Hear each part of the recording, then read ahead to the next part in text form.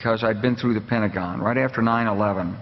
About 10 days after 9/11, I went through the Pentagon and I saw Secretary Rumsfeld and Deputy Secretary Wolfowitz. I went downstairs just to say hello to some of the people on the Joint Staff who had used to work for me, and one of the generals called me in. He said, "Sir, you got to come in. You got to come in and talk to me a second." I said, "Well, you're too busy." He said, "No." He says, "We've made the decision. We're going to war with Iraq." This was on or about the 20th of September. I said, "We're going to war with Iraq. Why?" He said, "I don't know."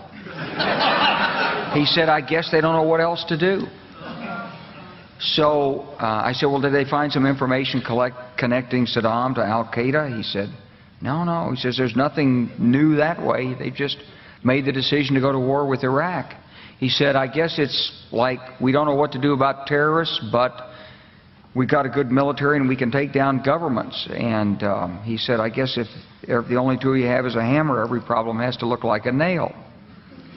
So I came back to see him a few weeks later, and by that time we were bombing in Afghanistan. I said, "Are we still going to war with Iraq?" And he said, "Oh, it's worse than that." He said, he reached over on his desk, he picked up a piece of paper, and he said, I just got this down from upstairs, meaning the Secretary of Defense's office today, and he said, "This is a memo that describes how we're going to take out 7 countries in 5 years, starting with Iraq and then Syria, Lebanon, Libya, Somalia, Sudan, and finishing off Iran."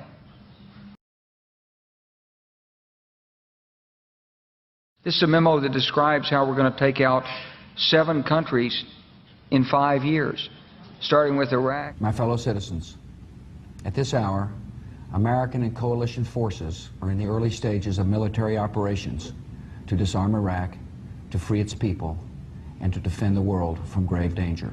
And then Syria. We had a chance to talk about a wide range of international issues, including the situation in Syria.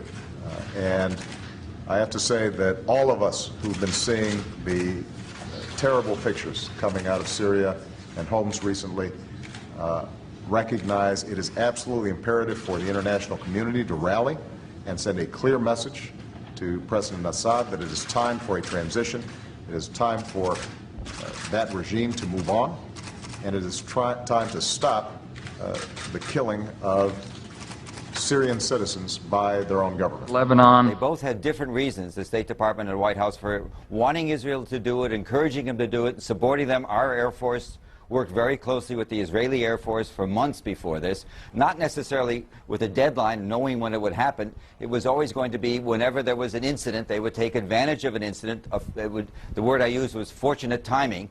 When Hezbollah grabbed some of the Israeli soldiers in early July, that was then a pretext, I think that's the only word, for a major offensive that had been in the works a long time. Libya. Today we can definitively say that the Gaddafi regime has come to an end.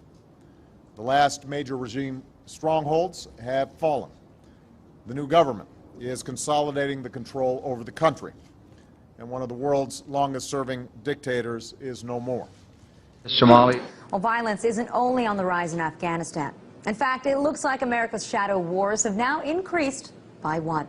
Drone strikes have long been reported in Pakistan and Yemen, but now there's news that a week ago, a U.S. drone aircraft fired on 2 leaders of the Somalian organization Al-Shabaab. Sudan.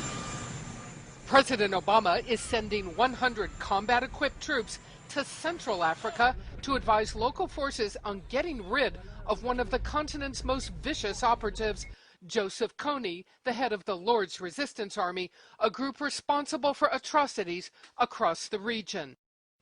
It's the first open deployment of U.S. ground combat power to Africa since the Black Hawk Down incident in Somalia in the 1990s that killed 18 troops. U.S. troops may wind up now in Uganda, South Sudan, the Central African Republic, and the Democratic Republic of the Congo.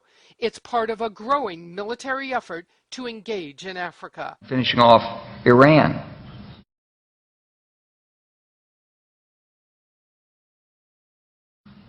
I said, "Is it classified?" He said, "Yes, sir."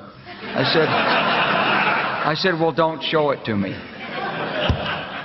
And I saw him a year or so ago, and I said, "You remember that?" He said, "Sir, I didn't show you that memo. I didn't show it to you." I'm sorry, what did you say his name was?